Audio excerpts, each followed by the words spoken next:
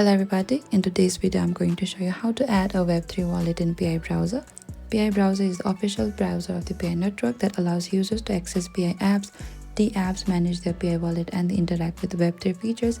Adding a Web3 wallet in Pi browser lets you connect external wallet to support a decentralized app, making it easier to interact with the broader blockchain ecosystem where supported. And Pi browser does not work like a MetaMask or the Trust wallet. You cannot directly import or add external Web3 wallet like other browser, but instead Pi browser uses the Pi wallet as its native Web3 wallet. So first you need to open to your Pi browser here and make sure you're logged into your Pi network account. So after that, over here when you come to this home screen, you can select services on the bottom right. Once you open to this dashboard of the Explore services, scroll a bit down until you find this Add Your Web3 Wallet plus icon. Just below the Web3 wallet, tap on this plus icon here, and over here you can use your Pi wallet as the Web3 wallet, connect wallet inside the supported Pi app, interact with the Pi ecosystem utilities. And adding a Web3 wallet in Pi browser mainly using the Pi wallet or connecting through supported apps, not importing external wallet like MetaMask, and control with gradual Web3 integration.